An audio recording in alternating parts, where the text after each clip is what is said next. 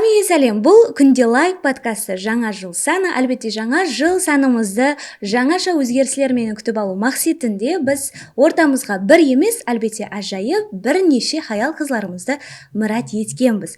Және де күнде лайк подкастымыздың тұрақлы ықыласпенкері, әрдайым бізді асығыслықпенен күтетұғын хаял қызлары да бүгін мейманда хош келіпсіздер. Жаңа жыл баршамызге ырысқы несібе, жаңа идеялар менен сондай бір бақыт алып келсін.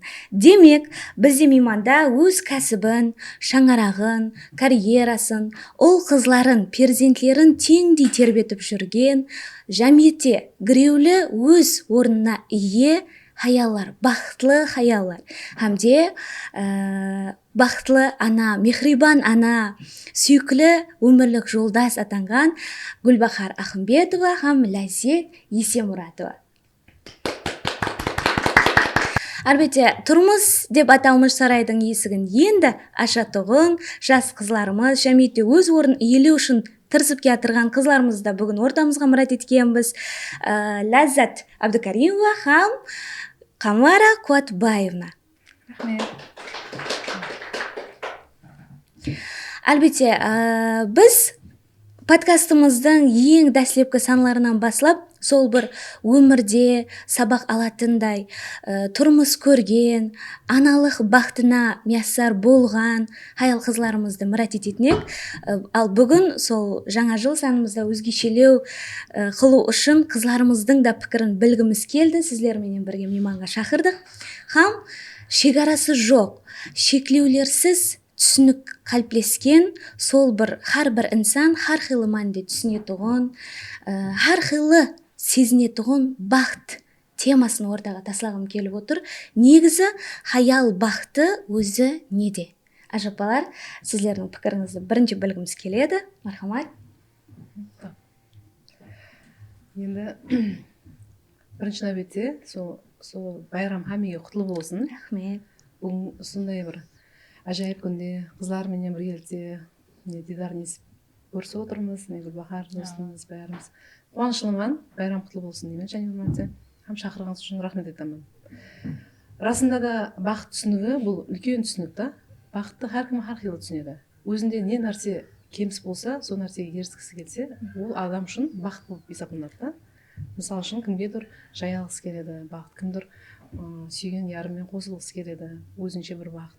Кімдір перзентлі болғысы келеді. Бақыт түсінігі сондай кең.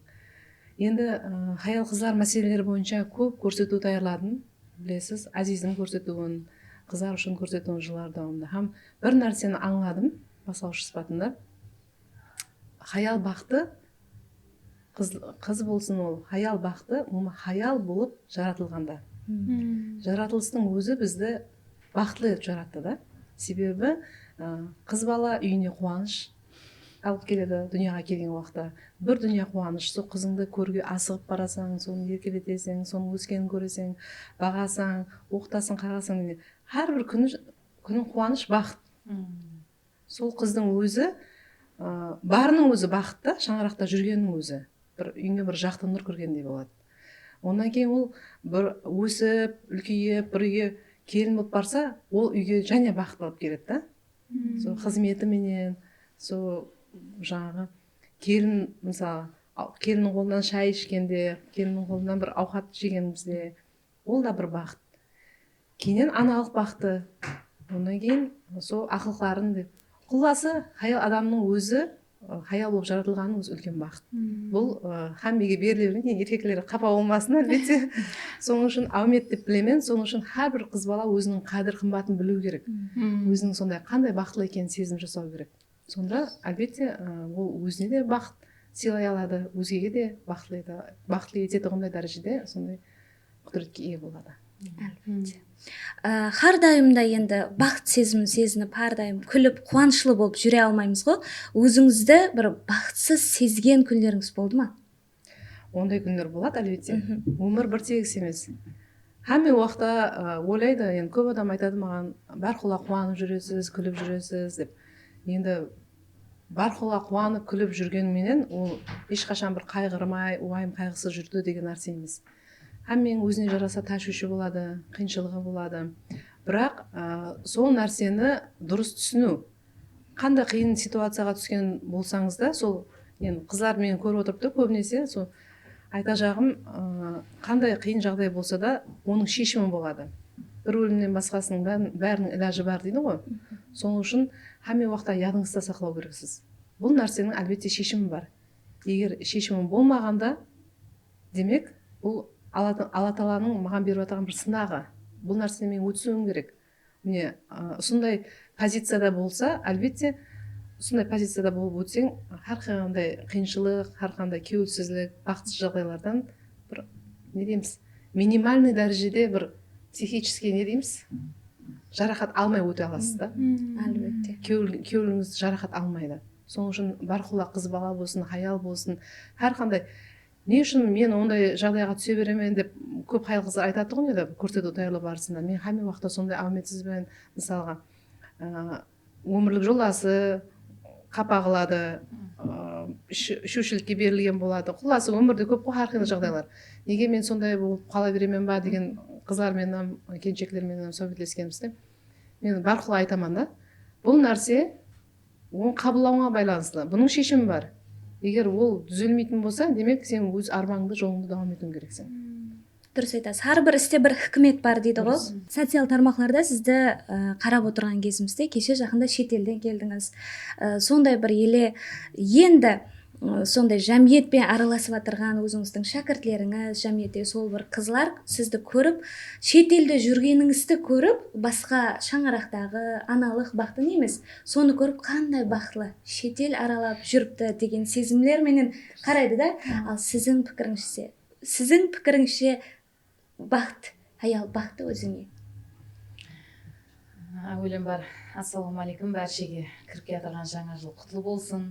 Мінекей қазір бақыт темасында сөйлесіп жатырмыз. Міне Ләззат достымыз жүдә бір жақсы пікірлерді айтты. Хақиқатында да әр кімнің пікірінен соң адамның пікірі толып көбейіп бара береді. Расында да бақыт бұл жаралғанымыздың өзі.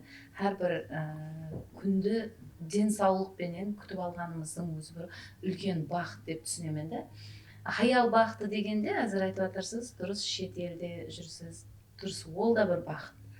Бақыттың шекарасы жоқ. Бақыттың ішіне біз жүдә үлкен нәрсені кіргізуімізге болады. Мен ойлаймын, азында тұрып бала шағаларымыз дені сау, қайғысыз, уайымсыз, шайымызды һәммеміз біргелікте ішіп шаңырағымызбенен жұмысқа қарай асығуымыздың өзі үлкен бақыт.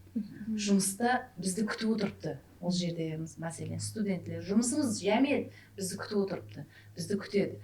Жәмиеттегі жұмысларымызды бітіргеннен соң және үйімізге, шаңырағымызға қарай асығамыз. Балалар бақшасына, мектептен балаларымызды жинаймыз, һәм үйге және сол асығыстықпенен жетіп келеміз. Себебі жақында ғана сол өмірлік жолдасымменен бір темада сөйлесіп қалғанымда, сол кеште дейді мына шақырқылар нелер шықпай тұрса еді, бір кеште үйдегі балаларымменен дастарханның басында қандай ауқат болса да, тағам болса да, соны ауқатланып отырғанды сағындым дейді. Бір 2 күн сол шақырық болып сыртқа шығыңқырап кетсек, сол өзі үлкен бақыт. Хақиқатында да мен әр күні кеште дастархан басында перзентлерімменен, шаңырағымменен сол тағам татып, күлісіп, ойнап отырғанды мен үлкен бақыт деп білемін.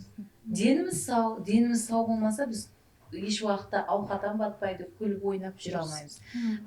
Демек, қайғымыз аз, жоқ емес, қайғы әрбір инсанда жаңа айтқандай проблема болады, машқала әрбір инсанға жараса.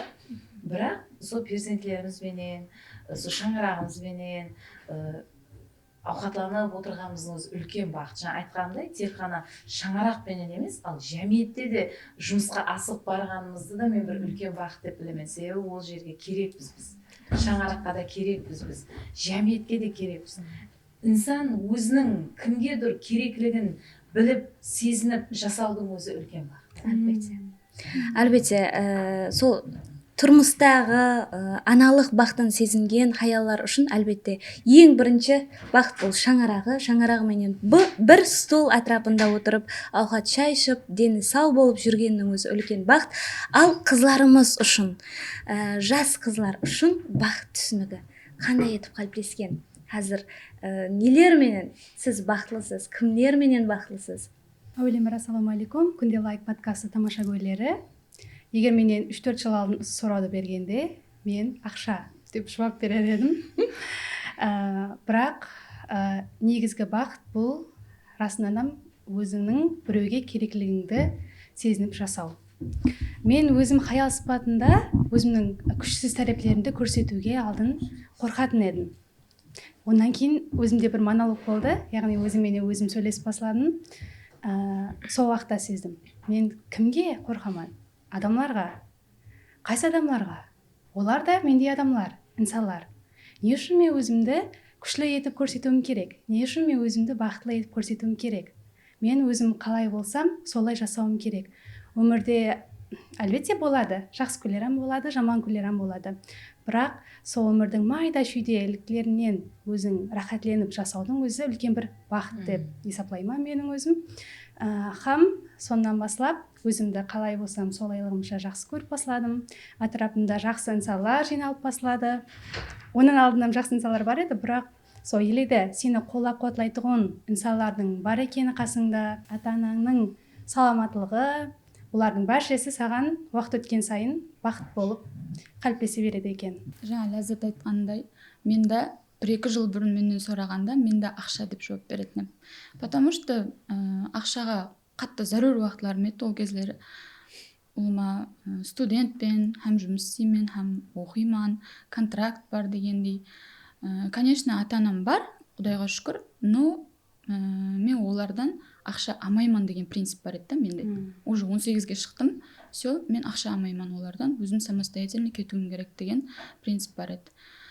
Бірақ қазір Құдайға шүкір, әмесі жақсы, жұмысларым жүрісіп кетті. Негізі любой тарауда, любой сферада тек 1-2 жылда артқа салып алсаң, бәрі жақсы болып кетеді екен. Негізі 1-2 жыл анық қиналады екенсің, бәрін деп тең алып бару қиын да, қатты үлгеру, одан ата-анаңа көңіл бөлуің керек. Мен өзім Нүксіренде тұратын болғаннан кейін әптесіне зорға қайтамын да ауылға. Бір кездер 1 айдан бір қайтатын уақытларым болады. Сағынып зоны кетеді.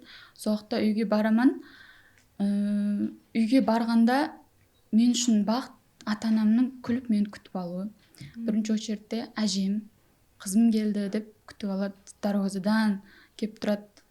Папам, мамам сірә. Пішігім менің бақытым, үйде күшкілерім, итім, братишкам бар, конечно. Інім, әммесі сол мен үшін данный момент солар менің бақытым. Әлбетте, әрбір инсан бақыт түсінігін әрқилы түсінеді. Подкастымыздың ең дәслепкі санларында келген меймандарменен келін емес шаңырақ болуға таярлану керек деген теманы алып шығып едік. Үлкен тема болып қозғалды. Яғни қазіргі уақытта келілік дәуіріне сеп жинау, бірдей киімдерді тақтайлау, мебель таярлау, дәбдебелі етіп сырға салу, ұзату деген дәстүрлер жүдә мабаға айланып кетті. Ал негізі келін болуға қалай таярлану керек? Сіздердің пікіріңіз. Ал қызларымыз болса, енді келін болатын қызларымыз қандай етіп таярланып жатырсыз, яки қандай етіп сол келін болуды қалайсыз арзуыңызда? Мәселен, достарыңыз қазір ұзатылып жатыр, сырға салынып жатыр, әрқилы дәстүрлерді көріп жатырсыз. Гүлбахар апа, өзіңіз сол бір ұзатылу тойларында жүріпсіз, сол дәстүрлердің ішіндесіз. Сіздердің пікіріңіз қандай? Негізі келін емес шаңырақ болуға таярлану керек па? Негізі қайтып таярлану керек біздерге? Қызық, жас қызларымыз үшін қызық. Дұрыс сұрауды қозғадыңыз. Келін болу үшін емес, шаңырақ болу үшін. Мысалы келін болу үшін ақиқатында да таярлану керек. Мен ойлаймын, қызлар бірінші бәрі бір көргенде тойда не киемін, не қандай затылар, жаңағы сарпалар қандай болады, тойдың дәбдебесі, сол нәрселер адамның ойын пікірін алып қояды да бәрібір. Ал тойдан өтті, ертесі күн не болады? Ол мен ойлаймын, көп қыздар ойламайды оны. Мен айтқан болар едім, сол тойдың ертесі күні сенің характеріңнен басылап, өзіңді өзгертіп басылауың керек. Соған тайғаны өзгерту үшін тайғануың керек деп айтқан болар едім да қыздарға. Себебі ертесі күні, мысалы үшін, сіз ол үйге келінсіз. Сіз соған шекем өзіңіздің үйіңізде ерке қызсыз, қалеген уақытыңызда оянуыңыз мүмкін. Ешкім сізге артықша гәп айтпауы мүмкін, бірақ ертесі күні сізге ешкім еш нәрсе демесе де, сіз соған өзіңізді тәрбиелауыңыз керек. Мен ойлаймын, көп уақыт алдын қыз бала өзін тұрмысқа тәрбиелау керек, яғни адамдарменен шығысуға. Тек шаңырақтағы адамдарменен емес, ал басқа адамдармен. Себебі инсанлар әр қилы жаратылған. Әр кімнің, мысалы үшін, кімніңдір гәбі сізге ауыр батуы мүмкін, бірақ ол инсан сізге ауыр гәпті айтып жатырмын деп ойламайды. Ол өзінің әпуайы гәбі болуы мүмкін да. Сіз өзіңізді тәрбиелауыңыз керек. Сырттан, не айтады ғой, инсан 6 жасында мектепке барса, мысалы үшін 7 жасында басқыш тәрбиеланып, басқыш жәмиеттен өз орнын таба алса, яғни 25 жасында инсан жәмиеттен өз орнын таба алса, оған ешқандай сыртқы күш тәсір етпейді дейді. Яғни ол инсанды сыртқы ағымлар, немесе басқа бір идеялар оны жәмлей неғыламайды, бойсындыра алмайды. Инсан өзіне өзі үлкен дуал қоя алады. Мен ойлаймын, қызлар сондай етіп өзін тәрбиелау керек, яғни әр қилы сыртқы тәсірлерге өзін тайын тұту керек та. Һәм ертесі күні, мысалы үшін да, енді кеш тұрдыңыз ба, бір зат деп айтқан гәбі болуы мүмкін, қайын жұртының қыз бала оған сынып қалмау керек. Әр қандай сыртқы күшке аял адам, қыз бала күлімсіреп, жақсы гәппенен, жылы сөзбенен қабыл алу керек деп ойлаймын. Мен қызлар ең бірінші орында қайын жұрты менен шығысуға тайғану керек деп ойлаймын. Себебі азында ерте тұрып үй жинау, сыпыру, шай даярлау, әркімге күліп, қолдарынан су алу, сөлгіні беріп тұру, һәм шай беру, күліп күтіп алу, қайын енесіне қандай мünәсәбетте, өмірлік жолдасына қандай, қайын өкелеріне қандай мünәсәбетте болу керек, сізлеу. Ақиқатын қазіргі күні мен көп күзетемін, сізлеу жастарымыздың арасында үрп болғанда сізлеп сөйлеседі. Біздердің Қарақалпақ халқында көбінше сенсірейді ғой, жасы үлкендерден сенсірейді. Бірақ кейінгі жылдар мен өзім кішкене уақытынан бастап ата-анам жасы үлкендерге еш сенсіреп үйренбегенмен сізлеп сөйлейміз да. Ташкентте оқығанда да біздер көп бесіктегі балаға да сізлейді. Сондай қазіргі жастардың арасында сізлеу бұл үрп екенін көріп қуанамын. Себебі басқа адамға бәрібір сізлеп сөйлеген бұл құрмет жүзесінен да. Мен қызлар сондай етіп үйіне барып, мысалы үшін жақсы жылы сөзбенен сізлеп, мысалы үшін да, сондай нетуге мен айтқан болар едім. Қызлар бірінші орында солармен шығысуға тайғану керек. Себебі ана дәбдебелер, той, тамаша, көззалық, макияж, киім барлығы тойда таусылады. Ертесі күні бәрібір хақиқи өмір басыланады. Мен ойлаймын, қызлар соған тайын тұру керек. Ал қызларымыз қазір бір күлік нәрсе үшін таярланады дейміз ғой. Себелерімізді, мебелерімізді. Бір күлік нәрсе үшін таярлану керек емес. Әлбетте. Ләззат апа, сіздің сол бір келілік дәуіріңіз, келілік басқышылар қандай болды? Сол бір адаптация дәуірі қандай болды? Енді өз тәжірибемнен әкеліп шығып айтқым келеді. Һәм өмірде көріп жүрген жағдайлар көзқарастан айтқым келеді. Біздің дәуірімізде алып қашу деген нәрсе бар еді. Жаман ілет бар еді. Сол алып қашу ілетіне қыздар мысалы танымай тұрған бейтаныс жігіттер алып қашып кетеді. Ол мәжбүр сол жерде қалады. Ұят, ар намыс күшті. Сол қайтып келді деген тамға болмасын деп. Енді кейінгі жасарға қарағанда ол алып қашу ілеті қазір жоқ. Қыздар сынасып, сөйлесіп, өзінің қалеген жүрегі қалеген инсанменен өмірін давам ету имканиятына ие. Енді мен қазіргі қыздарға айтпақшымын да. Мысалы үшін сондай бір үлкен арзу ниетлерменен сондай бір тұрмыс құрасыз. Тұрмыс құрған уақытында жаңағыдай дәбдебе емес, біреуге мақтанып, сол өзіне мынандай пәлен дүние алып келді, мынандай киім алып бардым, мебель алып келді, мебель мынаяқтың мебелі екен, сапасы мынандай екен. Мысалы тек сондай заттарды естеміз да, гәптің расы мерекелерге нелерге барғанымызда. Бірақ бұның бәрі бақыт емес. Материалдық бұл хаммен нәрсе, бұл өткінші нәрсе да бұлар. Қарап тұрсаңыз, өнереді, тозады, бірақ адамның кеулі, адамның бірге жасап кетуі, мысалы ортада перзентлердің бақыты, бұл ең бірінші нәубетте сол қыздарымыз тұрмыс құрмастан бұрын сол адаммен жасай аламын ба? Сол адамның үйіндегі шаңырақтағы адамдармен мен альпім алысып кете алама? Ол енді имканият бар ғой оның, тұрмыс құрмастан бұрын көру имканияты. Соны көз алдына келтіру керек қыздарымыз дәслепкі уақытта. Мысалы сол үйдің басқа қызы болады, бикеші болуы мүмкін, қайнапасы, болмаса қайнағасы, қайнысы болуы мүмкін. Солармен достасып кете аламын ба мен? Атам мен енемнің көлінен шыға аламын ба? Мысалы үшін. Сол нәрселерді қыздарымыз жақсы бірінші ойлап алса, демек келешекте беккем шаңырақтарымыздан көп болады ғой. Міне сол заттарға ахмет қарату керек. Келін болып тұрған уақытында ерте ояну. Мен анам біздерге айтады ғой, қыз уақытымызда, мен уақытым. Біреуге барсаң, сол үйге барып, әр шаңырақтың өзінің нызамы бар, әр шаңырақтың өзінің жасайтын бір орталығы бар. Сіздер сол басқа шаңыраққа бардыңыз ба, өзіңнің үйіңдегі заттың әмесін ұмытасың. Ол үйдегі нәрсе, үйдегі тәртіп қағида үйде қалды. Ол жаққа барғаннан кейін сол үйдің тәртіп қағидасына бойсыну керек. Олар қандай ауқат жесе, сол ауқат жесең, олар қандай ауқат ішсе, сол ауқатты ішесең, нені қалесе, соны істеуің керексің. Соған барып сол орталыққа бейімдесуің керексің.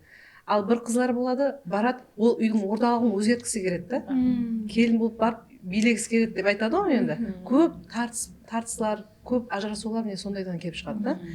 Қыз бала барған жеріне жаңағыдай тастай батып, судай сіңу үшін, жаңа өзі қалеп тұрмыс құрған ярына, әлбетте ол ітібарлы болу керек сондай жағына. Масласу керек. Масласу керек, бейімдесу керек. Егер ол қалемей тұрмыс құрған болса, енді мен ондай случайлар болады енді. Ол жағынан әзіміз. Себебі қалемей құрылған шаңырақ түбінде бәрібір ол алысқа бармайды да. Соның үшін әме уақытта бірінші нәубетте сол сөйлесіп жүрген күйеуіңізге жақын жігітіңізді сынасып, соң оның шаңырағымен бір үйреніп, сол жерге бейімдесе аламан ба деп, сонан кейін тұрмыс құрса, меніңше сол бақытты шаңырақ болады. Және бір нәрсені айту керек те, Ләззат, жаңа айтып отырсаң ғой, жақсы көріп сөйлесіп, ол жігіт уақытында мысалы үшін үйленбей тұрып бәрібір басқаша болады да. Үйленгеннен кейін уже ол өмірлік жолдас. Тұрмыс құрғаннан кейін бәрі ол баяғы жігіт болмайды, енді ол өмірлік жолдас болады да бәрібір сізге. Соның үшін сіз де баяғы қыз болмай, қызлар, уже өмірлік жолдасқа айлануыңыз керек та, өмірлік жолдасқа. Мен жаңағы сол үйдің ауқатын жеу керек, сол үйдің несін өзін масластыру керек деген нерді естіп, пікірді естіп, бір нәрсе есіме түсті да. Бір сол таныс қызымыз сол ауқатты таңап жейді, сол нәрсе бір үлкен майда шүйде нәрсе болуы мүмкін, бірақ үлкен затларға себепші болады сол, не? Қыз бала ауқатты сайлап жейді, өзі жегісі келмеген затты қазанға салмайды да. Ол сондай затлар, случайлар ұшырасқан, кейін мысалы үшін сол жақсы көрмейтін ауқатын енесі асың деген, соны асқан, сөйтіп өзі жемей, өзіне басқа ауқат асып жеген да. Я болмаса жемей отырған да. Ол семьяда бір үлкен нәрсеге алып келеді. Бір мәрте үндемеуі мүмкін, екі мәрте үндемеуі мүмкін, үш мәрте адамға уже ол сол үйге масласпай атырғаны, келіннің сол нәрселерге көнбей атырғандай түйіледі. Бәрібір қайын жұртта сол нәрсе үлкен бір проблема машқаларға алып келетін нәрсеге айналады. Былайшына қарағанда мен өзім білемін, қалеген затымды жеймін, қалемеген затымды жемеймін деуі мүмкін да қыз, не? Бірақ ол сол жерде бір үлкен нәрселерге себепші болып кетеді да. Мен айтқан болар едім, біздің шаңырағымызда ауқат сайлап жейтін адам жоқ. Сол өмірлік жолдасым, сол қызларыма да әрдайым айтады. Бір нәрсені болгарский бұршылар деп шығарыңқырап отырса, тез сал дейді, ол папасынан қорыққаннан әме ауқат сол жерде желінеді. Сен несібең, себебі әрбір инсанның өзіне келіп тұрған несібесі да. Мен сол нәрселерге де қызларымыз дайын тұруын айтқан болар едім және. Әлбетте, дұрыс айтасыз. Ал қызларымыз арзуындағы сол бір ұзатылулар хақында айтсаң. Мен өзім именно сол тарауға байланысы бар жұмыста істейтін болғаннан кейін визажистпен ғой енді невеста келінлік образларын жаратамын. Бір қыз мысалы маған love story'нан баслап сырға салу, love story'дан кейін ұзату, тойы бәрінде қатара келгеннен кейін как оғызбенен подругадай болып кетеміз да біздер жұмыстан. О, қалай аман сау деп не келген уақытында. Мынандай жағдай болды, кеше жақында love story'ға кеше суық болды ғой бір қатты. Сол уақытта таңға маған азанға 7-ге жазылды бір қыз. Сөйтіп мен айттым, сөйлесіп тұрпан, істеп атпан. Сөйтіп, қайқа бара жақсы студия ма, қайсы студия десем, яқ тақта көпір Бөршітау дейді. Сөйтіп мен қайран қалдым, мына суықта ма деп отпан мен. Еще ол ашықлық жер ғой, қатты шамал болатын жер. Сөйтіп, қараң өзіңізге ауырып қалмаң, өйтіп love story сондай болу керек, сценарий сондай деп, ондай қылып неғыла бермекші, денсаулығыңызға да қараң деп отпан да мен. Мысалы, сояғына қарасам мен қатты ішім ашиды да қызларға не. Білмеймін, бір андай жарыспаққа қылып барады ба бәрін, например, сырға салу дегенге даже келмей өзі де обычно боянып шығуына болады, бірақ кімге бардың, пәлен визажистке бардым деп айту мабадай болып кеткенде. Мысалы мен өзім енді маған жақсы өйтіп келе бергені, ондай тойларымыз көбейе берсін, бірақ сонда да мен сөйтіп ойлап қатты ішім ашып қалады да. И жаңағыдай сіз айтып жатқандай сарпалар, мысалы love story деген осыдан 4-5 жыл бұрын даже жоқ еді ғой. Тек бір фотосессия қылсақ қылады, қылмаса қылмайды. Баннер деген затлар жоқ еді мысалы. Енді жақсы кіріп келіп жатқаны, но мен өзім, именно өзім тойымның ондай болып өтуін қаламаймын. Потому что әзір көп подругалардың тойына бардық. Естисең, бір ана киноның трейлері болады ғой, 1-2 минутлық не, сондай көзің алдынан зу өтіп кетеді да, ондай бір деп. Вау, сондай қылдау, я, пәлен қылдау, анаяқтан алдым, мынаяқтан алдым деп айтысу тек сол той күні шығар болғаны. Басқа мен арадан 1 жыл өтіп, ай со пәленшең тойын андай болып еді, ядыңдама деп отқан көрмеппін. Тек жаңағыдай ата-енесімен жақсы болып атқаны, күйеуіменен мошни жасап атқанлары жылдар өтіп айтылып есленіп отырады мысалы. Хәуес ететіндей қылып, әр күні тілге алынады. Ондай материалдық жағдайлар, мен мысалы өзім сарпаға ақша жинап атсаң ба дейді да маған, енді тауғаны қаяққа жұмсайсаң, жинамайсаң ба долларлап басып қоя бер дейді да. Керек болып қалады ертең бір майданда деп. Яқшы керек шығар, бірақ мен өзім бір анандай 100 миллионлық сарпалап кетіп отырыпты ғой мысалы. Даже балаң үйіне кондиционерге дейін апарып отырыпты да. Зачем ол мысалы үйінде бар, бірақ қыз апарады оны. Ол үйінде бар зат қой, кір машинға дейін апарып отырыпты. Яқшы қыз бала өзіне керек киетін киімін, домашний тапочкасын, керек уходовый затларын алып барған дұрыс қой, бірақ ондай затларға дейін алып бару мен өзім қайдым. Өзім қорқып кетемін да, даже тұрмысқа шығуымды елестетсем де, мен қандай болады екен, мен айтысып қалмас па екен мен деп. Қайдым енді. Бірақ бақыт жаңағыдай материалдық затларда емес, мен ондай затқа қызығатын қызлар типіне кірмеймін да. Мысалы, көпшілік қызлар сондай затқа қызығады да әзір. Бәрі маба болып кетті. Мен айтамын, мен ондай қылмаймын деймін да. Қош ертең өзің тойың жақылығында көреміз дейді. Мен айтамын да, яқ мен ондай қылмаймын. Мен бала тәріптенім, ондай көп зат күтпеймін. Дәбдебе той керек емес ол. Мысалы, жаңағы неде Инстаграмда Салта Сапар деген ба? Бір психолог бар. Сол айтады, киім деген ба, бір зат бар екен ғой, рубашканы кәдімгі 4 меш коробкада растанам, хаме тойда сол айлам жүреді да, тауар, мысалы, не керегі бар олардың деп өзім ойлаймын да. Ойлап қарап отырсаң, дымға керегі жоқ затлар да. И сол затлар берілмегенде өпкелеп отырады да. Кейіннен андай апаларменен шай үстінде отырып қалсаң, өздеріміз отырып шай ішейік деп айтысады ғой той таусылғаннан кейін. Пәленшеге, пәлен тауарына, қымбат тауарына андай арзан тауар қайтарыпты деп айтып отырады да. Мен ойлап қаламын деп. Неге деп не? Қосымша гәпіңіз бөлін кешіріңіз. Айта беріңіз. Айтып жіберейінші, жаңа мен келе жатырған уақытында темаңыз тауар бола ма деді да, мен білмеймін дедім да. Таксиші қасында бір қыз бар еді, жұмыстың қызы, енді атын айтпай ақ қояйын. Егер темада тауар болатын болса, ілтимас өтініш сізден сол тауарды қойсыншы, еле қоймай жатыр. Бір қойып басылады орталықта, иә? Сол айтпақшымын, енді сол аманатын жеткеріп жатпын да, сол тауарды қояқшы. Соғы. арасында да Керек керек емес. емес мысалы деп тіктіріп киетіндей тәуір болса екен да деп үстіңе басқаның өзінде үстің қышып кетеді ғой бір түрлі да қап қатты тауар не бір пайдаға асатын болса екен деймін да. Соған өкпелеп еще анандай тойларда мысалы беташарда адамның аты шықпай қалса соған өкпелеп жүреді екен да. Мен неге бір рет Қоңыратқа заказға бардым, сол себептен жыласып қатты өкпелесіп қалды да, менің атым шықпай қалды тойда деп. Мұрындық мамасы жылап отырыпты да бір комнатаға кіріп. Мен деп қарап отырмын. Несі бар екен оның, может тамада алжасып кеткен шығар деп, не оны жазбай қалмайды ғой мысалы. Сондай затлар бар да, бір біздерде майда шүйден едім. Соны қатты көзге іліп қалатыны мені бір қапақ қыла ма, бір білмедім. Түсінбей қаламын да сондай затларды. Дұрыс айтасыз. Love storyға бір айтып жіберсем болады. Love story бойынша да мен жаңа енді журналист болғаннан кейін жәмиеттің арасында жүргеннен кейін пікір білдіре берді деп қапа алмаң. Love story негізінде біздерде мабаға түсіреді да расында да. Шетелге Love story еліктеу. деген олардың мұхаббат қыссасының қалай басланғандығын қысқа видеода көрсетіп беретін сюжет та love story деген. Екеуінің қалай танысқанын. Ал біздерде не өздерінің танысқаны емес, басқа сценарий бойынша love story түсіреді да, сондай маба болып кетті. Адам мұхаббат қыссасы қалай басланды, олар тұрмыс құраман дегенше қандай жолды басып өтті. Міне сол нәрсені қысқа сюжетте адамдарға көрсету керек. Екеуінің қиыншылықтары болған болуы мүмкін, тұрмыс құраман дегенше. Екеуі мен бірден көрді, қыдырды, ана жаққа барды, мына жаққа барды, сонымен love story болып қалмайды ғой. Ал біздерде не қалды, жастарымыз сол нәрсенің орнына өздері басқа біреудің сценарийін түсіп, жаңа айтып отырғандай бөріштауға барады, қиюаға барады. Неге umuма өздері жігіт қыз болып жүргендегі уақияны көрмейміз да біздер. Бір придуманный да, ойдан табылған уақияны түсет, адамға көрсетеді да.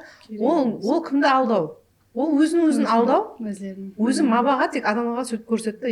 Сұлу екен, ана жерге барған екен, үстіне мындай киім киген екен деп қояды. Бір күн айтады, екі күн айтады, үшінші күн ұмытып кетесің. Керек емес зат. Соның үшін керек емес нәрсе да, керек емес нәрсе.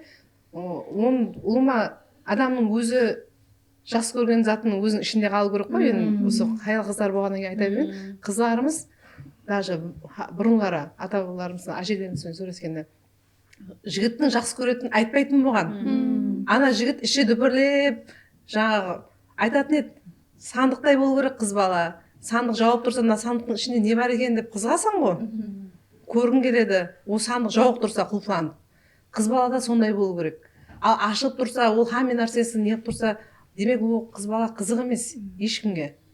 Ол ер жігіт болсын, басқа атрапындағы қыздарға болса да. Соның үшін қыз бала сезімдерін жасырып білу керек. Сырлы болу керек. Сырлы болу керек, ебелі болу керек. Әлбетте. Сол нәрсені айтпақшы. Әлбетте, сол орында бір нәрсе айтқым келеді. Жақында біздердің де тойымыз болды, өмірлік жолдасымменен. Сол 2-3 күн осы love story деген нәрсені додаладық та. Ол айтады, өмірлік жолдасым Ташкентке барып түсірейік па, мейманхана сөйлесейік па деп айтып отырды. Мен яқ деп отырмын да, сол өткенде жүрген бірге енді жәмиетте да, оқуда да бірнеше жыл жүрдік. Сол уақыттағы фото видеоларымызды қояқ, негізі халыққа, сол ағайларымызге де сол нәрсе қызық. Соның үстінде 3 күн бәсекелестік. Соң айтып отырды, өкпелемесең ба онда, Ташкентке бармасақ, өйтпесек, бүйтпесек деп айтып отырды да. Негізі көп қызлар тәрептенді. Досларын арасында сондай нәрсе болады да, неқа барайық, ана достың күйеуімен мына жақта түсіріпті деген нәрселер болады да. Ал біздерді сол шешімге келіп, өткендегі өздеріміздің жүрген бірге фото, видеоларды, сырға салуларымыздың видеоларын қойып, love story істегенбіз. Ол да артықша шығын негізінде. Яқ негізі мысалы деп қаражет жеткен адам түсіре берсін. Адамдар деп өзінің жағдайына көрпеңе қарап аяқ ұзат дейді ғой, мысалы. Өзінің жағдайына қарамай тұрып, сол баланың мойнына қиып тастап жатырыпты да қызларына. Все, біздер түсуіміз керек, болмаса болмайды, той тоқтатамыз. Мен болмаса болмайды, love story болмаса болмайды. Сондай зат көбейіп кеткен да біздерде. Той болмай тұрып, тойдың әрекетінде жүріп, уже олар ұрсып қалып жатырыпты да. Тойдан кейінам емес та. Уже той болмай тұрып та. Сол затлар просто обидно. Біздерде де сөз бар ғой, той болғаннан боламан дегенге шекем қызық деп айтады ғой. Әлбетте сарпаларым жақсы ниетте жиналады. Бірақ егер өзімнен сұрайтын болса, мен қазір осы жасыма келіп, ұлыма сарпа дегенге еш нәрсе алып қойған жоқпын. Бірақ тұрмысқа шықпайман деген емес, мен ондан алдын өзімді психологиялық жақтан даярладым, рухи жақтан даярладым. Һәм мен қазір тұрмысқа шығуға дайынмын. Һәм енді бәлкім енді сарпаларым жинау мүмкін. Жауапкершілік екенін аңладыңыз. Себебі шаңарақ бұл ұлы даргай. Атрапымда достарым бар. Шүкір, бірақ хамесі жақсы жасап жатырды. Біреулер ажырасып жатырды. Не себептен? Туры дәбдебелі етіп той берді, сарпасын алып барды. Бірақ бір нәрсесі кеміс болды. Енді ол машқалаға айланып жатырды. Һәм ондан алдын сен қайта өзіңді түзелеп, ішкі дүнияңды байытып, сол жаңа қадіриyatlары бар шаңараққа барғаныңда өзіңді ұслап, келін екеніңді сезініп, өзіңнің орныңды біліп, жақсы қарым-қатынаста жасау керек деп ойлаймын. Енді сарпаларым жақсы, олар бұрыннан келатырған, ата-бабаларымыздан келатырған қадіриyaтлар болып есептелінеді.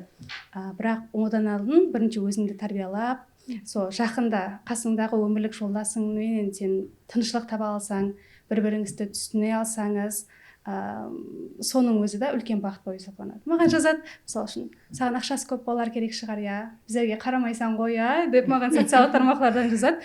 Мен көріп, мен біртүрлі боламын да. Неге өйтіп ойлайды екен? Мысалы үшін, мен таныс емес адамдарға, ой бұл яқ, ондай емес, мен бірге рауажанамын, бірге өсеміз, кел деп айтып отыра алмаймын. Мысалы үшін, уақытым жоқ, ұяламын да. Ондай жазуым қате, және еле тұрмысқа шықпай жүрген қыздарға, тұрмысқа шықпайсыз ба? Уақытың сөйтіп баратыр тоғы. Деген сұраулар көп болады.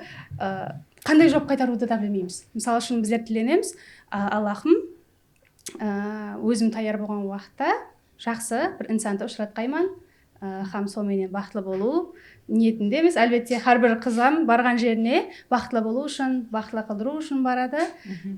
Һәм материалдық жаңағы дүниялар, олардың бәрі өткінші затлар екенін түсінбей қалады. Себебі хәуес етеді, көз алаға істейді, жаңағындай етіп, басқа біреулерден үстінірек болып, жақсырақ болуға харекет етеді. Идеальный еш нәрсе жоқ. Соны түсіну керек деп ойлаймын. Әлбетте, осы орында подкастымыздың һәмме ықыласпен де сондай позитив настроениеде комментарий беріп отыратын қыз-келіншектерден ібарат емес, негізі сын пікір жазып түртіп отыратын хаял қызларымыз да бар. Соларға бір таныстырып өткім келеді. Күніме ажайып пікірлерді айтып отырыпты. Ләззет Әбдікаримова шет тілдері бойынша, инглиз тілі бойынша репетиторлық қылған, ал қазір Oman China Invest маркетинг бөлімі директоры. Ал Қамара достымыз, Қамара қызымыз, сол қызға жазған кезімде маған айтты да, Перизат, менің өйтіп айтатындай жетіскерлігім жоқ қой, мен ол жерге баруға да ұялып тұрпан, сондай ашпалар бар екен деп енді сіздерді айтып отырман ғой. Соң мен Қамараға айтып отырман да, Қамара жетіскерлік ол бір дипломда, грамотада, мойынға тағатын сол медаль, яки сол бір кубокта емес. Главный Қамараның историяларын көріп отырсақ, әр бір тауған күндегі минетін һәм оқып, һәм жұмыс істеп жатыр. Минет хақсын ата-анасымен бөлісіп, ата-анасына көп нәрселерді істеп жатырғанын социал тармақ деген жақсы болды қазір. Интернет тармақларында бақылап отырсаң, әне бақыт, әне жетіскерлік, ата-анаңа берген мехірің, сол бір табысыңды ата-анаңменен бөлісе алған. Негізі қазір көп қыздардың қолынан келе бермейді. 17-18 жасынан бастап өзін тікілеп кеткен қыз, һәм оқып, һәм жұмыс істеп отырған қызлардың бірі деп қызлар таныстырып кетіп жатырман да, енді мына қызлар не қылып отыр деп айтып отыратын сыншы ықыласпеншілеріміз үшін. Күнде лайк подкастымыздың ең дәлепкі саналарында социал тармақта һәмме бақытлы.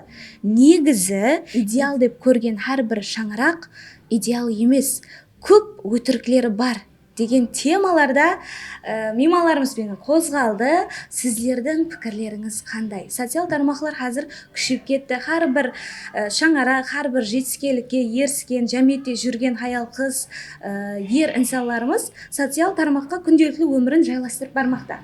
Ал сіздердің пікіріңіз қандай? Негізі идеалыққа, негізі бақытқа тура келеді ме? Социалдық тармаққа не үшін хақиқатында не үшін қойып барамыз историяларды? Мен өзім раптың расы еш қысықпай тұғын едім. Сол бір челленджлер пайда болды, соны біздің өзімнің қызларым қосыға айтып бізде қатынасайық деп, сол бір 3-4 жыл бұрын не қылды, бізге қатынасайық, хаме қатынасып жатырыпты деп сол мақсатте аштым нені инстаграмды мысалы үшін. Ам соңынан шәкірт қызларым, классмейтлеріңіз көп, сізге қызығады, мен жүртіп барайын соны, егер білмесеңіз, мен өзім жақсы біле бермеймін оны, соны деп маған ұсыныс білдіргеннен соң яқшы деп ашып оны күнде болмаса да күн ара жүртіп баруға харекет етіп бараман. Хақиқатында да мен өзім үшін есабат ететұғым болсам, әрбір күнімізде бір үлкен нәрсе ісленеді. Яғни жұмысқа барғанымызда қандай да бір мысал үшін іләж өткерілетұғым болса, онда жақсы нәрселер айтылады, жасылар үшін керекілі бір пікірлер айтылады, емес ашық сабақлар өтіледі.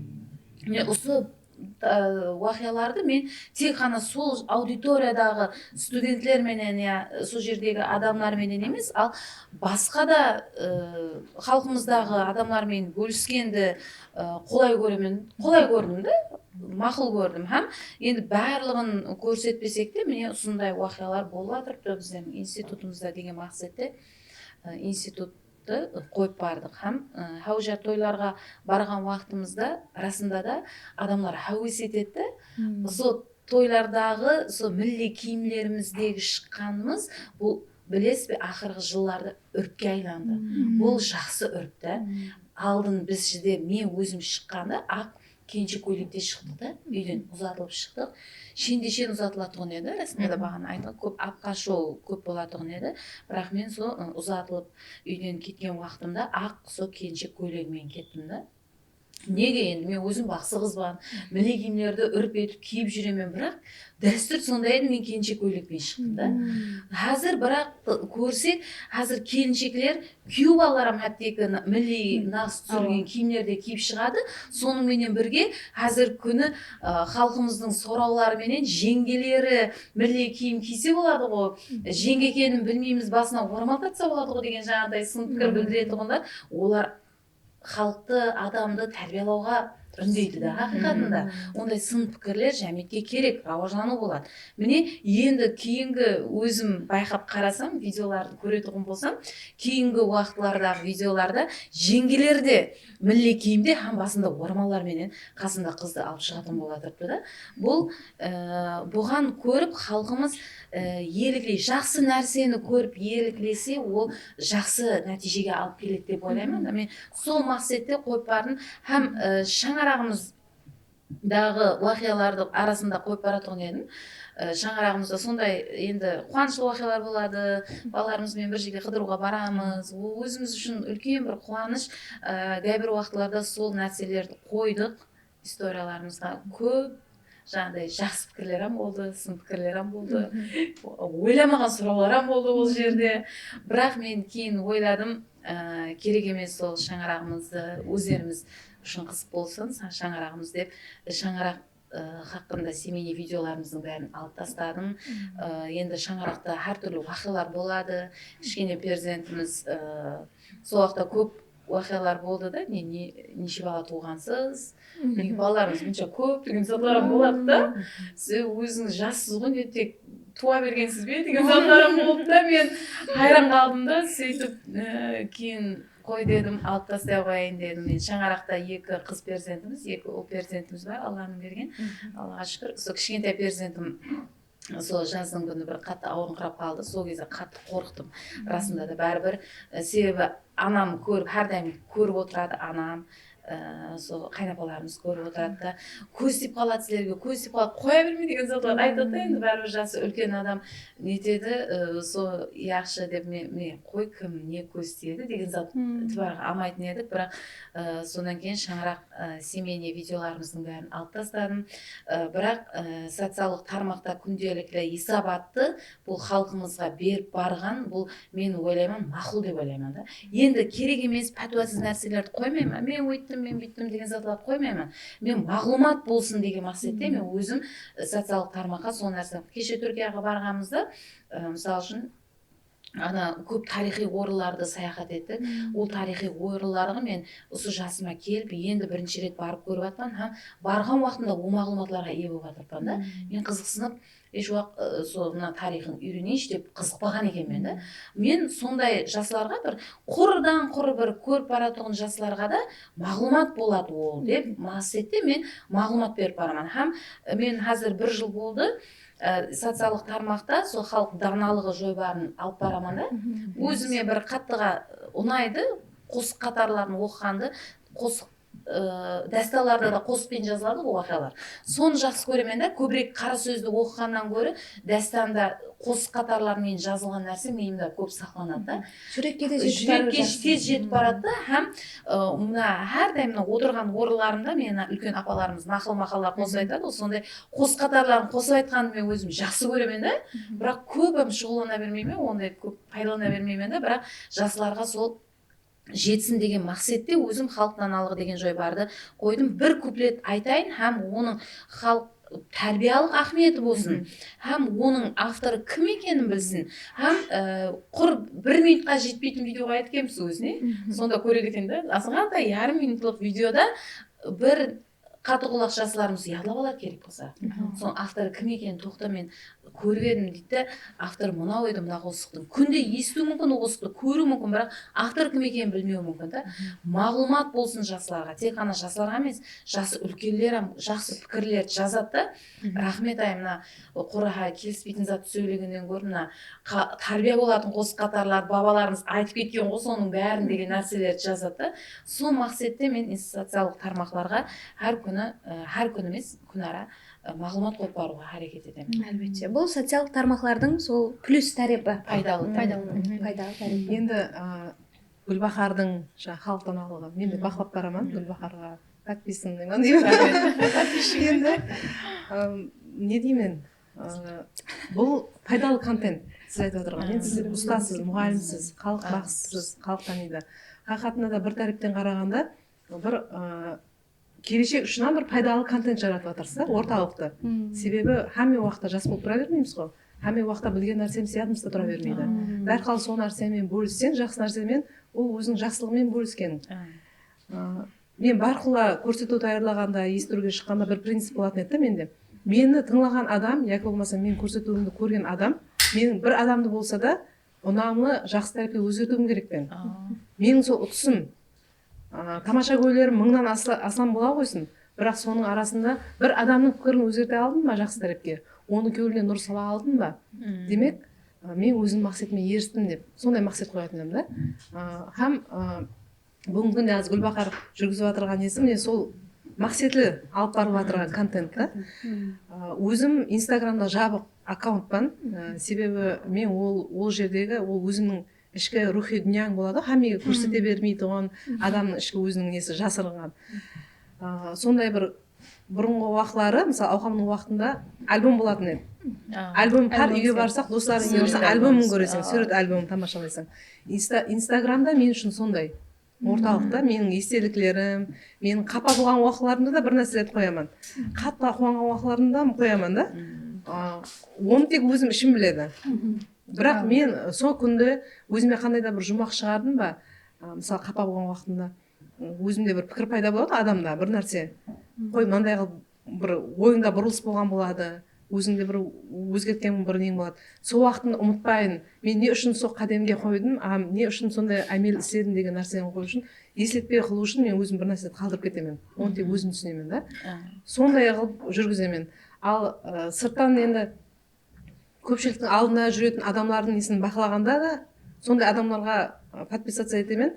Ол адамдардан бір нәрсе үлгі алу керек. Менің өзім болайын, мен перзентлерім болсын, һәм перзентлеріме де айтамын. Уақыт қымбат нәрсе да. Уақыт ешқашан қайталанбайды. Қазір өтіп жатыр да, қазірні көрсетуге уақытымыз ажыртып жатырмыз ғой. Енді ол мәуірлер қайтып келмейді деп қарасақ та ізімізге. Осы қазір бірге отырған уақытымыз кетіп жатыр да. Демек, біздер әрбір өтіп отырған мәуіртімізден, секундаларымыздан өміріміз өтіп отырғанын аңлауымыз һәм оны бейпаруа жоғалтпауымыз керек. Әрбір минутымызда, әрбір секундымызда бір қандай да өсу болу керек. Рухи өсу болсын ол. Мысалы, қазір бір-біріміздің рухи жақтан жаңағыдай кеуілден су ішер дегенде рухи азық алмасып жатырмыз ғой. Кімдедір пікір өзгеріп жатырған болуы мүмкін. Кімдір қой мынандай қылай, мен қате қылдым ау, дұрыс жаққа өзгерейін деген сондай пікір пайда болуы мүмкін. Соның үшін өтіп жатырған әрбір мәуретімізден сол инстаграм әлемі болсын, басқа социал тармақ болсын, қоласы сол нәрсе пайдалы контент болу керек деп ойлаймын да. Жас болсын, ер адам болсын, аял адам болсын, сол затқа уақытын ажырату. Құры бейпаруа, құры өміріңе бейпаруа, уақытыңа бейпаруа, басқа адамның өмірін қарай берудің керегі жоқ. Өзіңнің өмірің қалып бара жатыр. Өзіңнің өміріңнен сұлу қылып, өзіңдегі жақсы нәрсені басқамен бөліс. Басқаның жақсы тәрбиелерін өзіңе ал. Дұрыс айтасыз. Ал жас қызларымыз қандай пікір білдіреді? Социал тармақларда актив қызлар өзі социалдық тармақларды әрбір инсан әртүрлі түсінеді. Мысалы үшін камара достым жұмыс деп есептейді.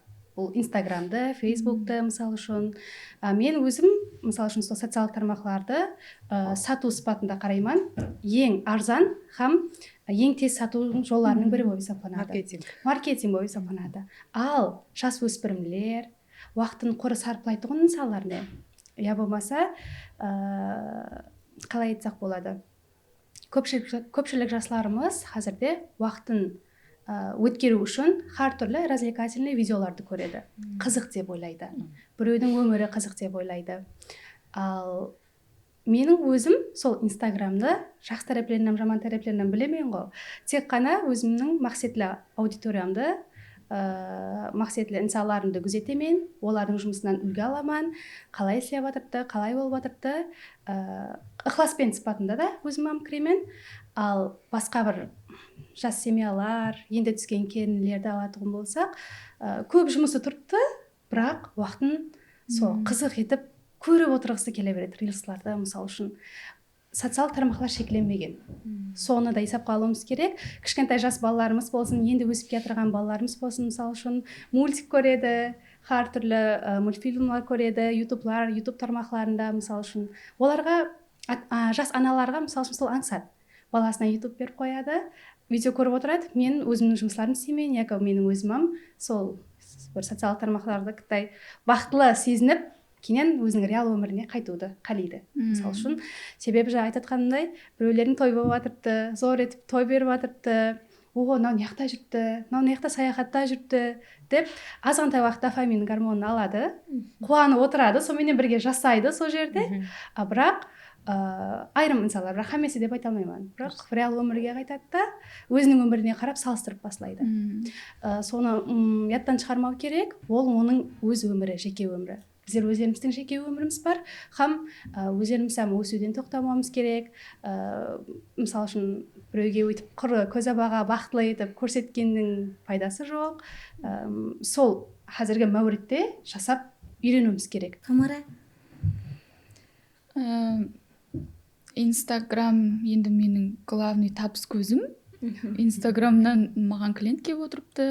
Олыма мысалы салонда отырып, есікке қарап, маған қашан клиент келеді екен деп отырып көрген адам емеспін. Олыма как ішсе күнде записім толады, запис бойынша маған жазылып келеді.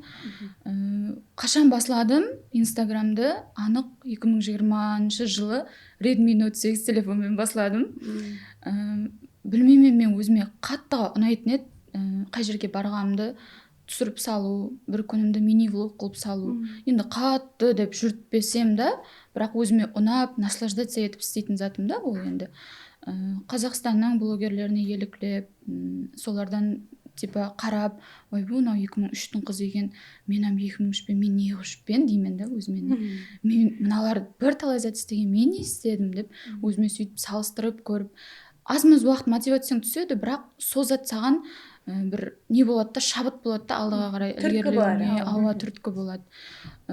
Осы жерде менің инстаграмымды рауажландыруыма, давай басла, қарама еш затқа деп, негативлерге да деп қарсы шығуыма көмектескен бірінші болып өзімнің туысқан інім Олжасқа рахмет айтқым келеді. Мені қазірге дейін мысалы осы подкастқа келіп отыруыма да себепші менің інім. Сразу соған звонок еттім, Олжас сондай мен шақырып жатырыпты, не қылайын, бара берейін ба дейді. Бар, неге бармайсың? айт, зор тема кетеді ол жерде, айта бер деп сөйтіп айтып отырыпты. 2020 жылы сол инстаграмға қойып бастаған болсам, кейіннен iPhone алу көп болып кетті ғой біздерде. 2021-ден бастап мен алып ауа кредит шығып, сөйтіп мен де алдым iPhone 13 еді сол уақытта, ең соңғы модель. Кредитке алдым. Кредитін енді анық өзім төледім деп айта алмаймын. Первоначальный папам төлеп берді, кейінгілеріне де көмектесіп, сөйтіп жұмысларымды қойып бардым. Бір қарасам, менде клиент көбейіп жатырыпты. Инстаграмға саламын, сол историяның астына жазады. Сондай, мен де жазыла жақ едім сізге, мынандай уақытта баратын жерім бар еді. Кейіннен уже невеста алып басыладым. Былай қараймын, невеста маған жазылып өтті ба? Сөйтіп, значит, мен работам ұнап жатырыпты халыққа. Камара қызымыз жаңа айтты iPhone туралы. Енді оның өзінің мысалында қарайтын болсақ, iPhone-ды мақсатты пайдаланатын екен да. Жұмыс ретінде пайдаланып жатырыпты, сонымен дарамат тауып жатырыпты, һәм жақсы нәрселерді үгіт насихаттап жатырыпты. Енді маған қызым айтады, мама дейді, сіз енді журналистсіз, неге iPhone алмайсыз, iPhone көтерің дейді. Мен айтамын, мен мобилограф емеспін. iPhone не үшін керек? Мақсатлы керек та һәме нәрсе. Мобилограф болатын болсаң, контент жүргізетін болсақ, видео, сондай адамға керек. Ал мен тек күнделікті тұрмыста қазір, мысалға, жұмысыма керек уақытта сөйлесемен, телефон сұхбатында сөйлесемен, телеграмнан мағлұмат алмасамын, маған осы телефон жеткілікті балам. Бабаға ешқашан қызықпа. Егер сондай контент жүргізетін болсаң, мобилограф болатын болсаң, қанекей ондай алуға болады деймін да, құрал ретінде. Бірақ қазіргі уақытта көреміз жәмиетімізде қолында iPhone бар екен деп сөйтіп бір iPhone-ды бір әлі қандай бір нәрсе көреді да бір. Енді деп қарасаң ол құрал да. Адамның бір жасау үшін, тіршілік дерегі үшін бір қандай да бір құрал. Соның үшін сол нәрселерден қыздарымыз айырып білсе, түсінсе, аңласа, тек соны ұстауым керек, сол нәрсені алуым керек, апам кетті, мен қалып қойдым деген нәрсені емес, ал өзіне сол нәрсе керек пе? Мен сол нәрсені жаратамын ба? Өмірде пайдаланамын ба? Мысалға, косметиканы үйіп төгіп алады қыздарымыз, һәмесін боянбайды ғой, қалған жерде қалады. Киімдер де сондай. Һәме уақытта адам өзіне керек нәрсені алып білу керек, таңдап білу керек деп ойлаймын. Әлбетте. Дұрыс жолда оңға солға пайдалансақ та, һәме өзінің негізі позитив тарапын ойлану керек. Позитив тарапын ойлап, сол затты өзіне қабылдау керек дейді ғой. Har бір нәрсе негізі һәмменің өзіне байланысты демекшімін. Себебі сол бір подкастымыздың ықыласпентлері бар. Жоғарыда айттым ғой, сын пікір білдіріп отыратұғын. Инстаграм тармағында сондай бір жетістікке еріскен, яки болмаса Инстаграм тармағында көзге көрінген инсандарды шақырасың, неге олар өмірін салады, өз өмірін дейді. Оның да сол бір нәрсе салынып отырған өмірден де алатұғын тәжірибелерді өзіне позитив тарапке ала алса, har бір инсанның өзіне байланысылы негізі демекшімін. Har біріңіз сол жәмиетте өз орнын иелеген инсанларсыз, кішкенелігіңізден әлбетте бұл орынларға, бұл дәрежеге жетісудің өзі болмайды да, кішкенелігіңізден, жасылайыңыздан сол бір басқышылардан өттіңіз, ал қазір жәмиетте өз орнын иелеуге тырысып отырған қызларымыз бұл тарапте. Сол бір har бір жетіскеліктің ізінде артында үлкен минет жатады дейді ғой. Жасылайыңыздан сол бір шаба-шапта жүресіздер. Тұрмыс құрғаннан кейін сол жәмиетпенен бірігіп кеткен хаял қызлар үшін тұрмыстан кейін сәл қиынлау дәуірлер басыланады да бәрібір. Қандай дәуірлер? Алдын өткен подкастларымызда хаял қызларымызбен сондай бір сәубетлер болды.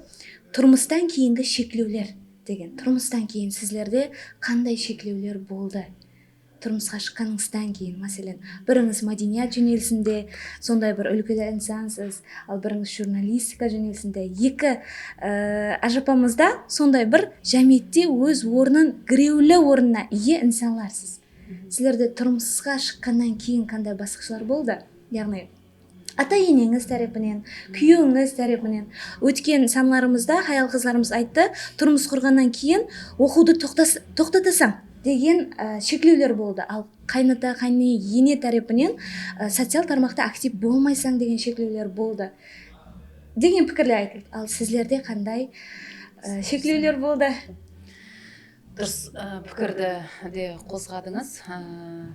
Мен тұрмысқа шыққан уақытымда Ташкент қаласында Жаһан тілдері университетінің халықаралық журналистика факультетінде 4-ші курста оқып отырған уақытымда мен тұрмысқа шықтым. Өмірлік жолдасыммен бағана Ләззат айтқандай сол танысып, дос болып, сол сынасып, бірге жүріп, екі тараптың келісіміменен сол ұзатылып тұрмысқа шықтым, тұрмыс құрдық. Өмірлік жолдасым да сол жәмиетте актив инсан. Ол Азия чемпионы, сол не бойынша спорттың сол күрес, самбо түрлері бойынша шұғылданады, туран күресіменен. Мен де актив инсан болып, сол жастар алқамының бірлеспелерінде көп ұшырасатын едік, көп көретін едік, бірге дос болып жүрдік. Соң тұрмыс құрғаннан соң шектеулер өз-өзінен бұл болады. Себебі бұл қыз бала уақытында жәмиетте басқаша боласың, бәрібір келін болғаннан соң жәмиетте басқаша боласың. Бірақ ата-енем жүдә жақсы инсанлар. Олар әрдайым сол инсанның талантын жауып қойғанам, оның алып барып отырған игіліклі жұмысларына тосқылық еткен де бұл жақсы нәрсе емес деген пікірді алға қойып, әрдайым сол қолап қуатлауға әрекет етеді. Ал өмірлік жолдасым болса, өзі сол бақсышылыққа жүдә қызығады. Сол бақсышылыққа қызыққан адамнан дейді, өзі айтады, еш уақыт жаман нәрсе шықпайды. Себебі бұл енді мәдениеттің әртүрлі тараулары бар ғой, эстрада, аяқ ойын һәм басқа. Бірақ бақсышылықта дейді, үгіт насихатлайтұғын бұл ақыл насихатты үгіт насихатлайды дейді. Яғни тәлім менен тәрбияны бұл бақсышылыққа әрбір қосығын біз ітібар беріп қарайтын болсақ, ол тәлім тәрбияға үндейді жастарды дейді да, һәм оны жүйкеулі нама таныған адам ғана тыңлайды дейді. Ақиқатында да аудиториямыз біздердің өз белгілі аудитория, жасы үлкелілер тыңлайды, мысалы үшін бақсыларды ітібар беріп қарайтын болсақ, һәм жасыларымыздан тек ғана қызыққан адамдар тыңлайды да бақсышылықты. Һәм соның шайдасы өмірлік жолдасым сол бақсышылығымды құрмет қылады, еш уақытта маған қарсылық еткен емес. Дұрыс, енді шаңыраққа ертелеу үйге қайтуымыз керек болады, келілік уазипаны, азанда сол үйдің келілік уазипаларын, аялық, аналық уазипаларды орны қоя алсаң, һәм сол жәмиеттегі жұмысларына қолы қуатлайман деген нені де қойды, шартты де, һәм әлбетте біз өздеріміздің шапқалығымызбенен сол аяқ киімдер таза тұру керек, оны түнде істеп қоямыз, азында және шай, ауқат, үйлерді жинастырып кету, келемен деген жайлап қалмау керек. Сол балалардың оқуына уақытында алып бару, олардың ауқатларын беру, ата-ана мәжілісіне де бару, жұмысқа да бару. Бұлардың бәршесі өмірлік жолдасым военный, хәрби болып жұмыс істейді. Соның үшін ол шаңыраққа көбірек өзінің уақытын ажырата алмайды. Балаларменен, басқа уақиғалар нелерменен өзім істесемен һәм жәмиетте ондай көп шекаралықтарға түспегенім жоқ. Енді жеке өзіме қарап салыстыратын болсам, Гүлбахардың өмірде алметі бар, өмірлік жолдастарым мағанда. Мен алып қашып кеткен да тілекке қарсы. Мен қыз жігіт болып жүре алмағанмын. Енді ондай тағдырлар болады енді. Алла тағаланың өзінің әркімге жазған несі болады, кім алайын. Бірақ сол ата-анамыздың берген тәрбиесіменен сол барған жерде тастай барып судай сүңгу керексің деген нәрселер, сондай принциплармен өсірген ғой. Сол нәрсеге, сол орталыққа бейімдесу керексің деген нәрсе. Мен өзі қыз уақытында сондай Ләззаттай, Тамарадай уақытында белгілі журналист боламын. Мен дүния жүзінде жаһан уровеньдегі журналист боламын. Мен Россияда сол жақта оқимын. Сол жақтың телевидениесінде істеймін деген мақсатларым бар еді. Мен алып қашып кетсем бұрын. Енді алып қашып кеткенге мәжбүр. Енді маған жұмыс істемейсің деген нәрсені айтқан уақытында мен айтқанмын. Мен сенімен ешқандай шартлеспедім. Өмірлік жолдасыңыз тарапынан айтылды ма? Хамесі айтты сол уақытында, сонда мен айтқанмын. Мен сіздермен шартлеспедім алдын. Мені сондай мәжбүре алып қаштыңыз.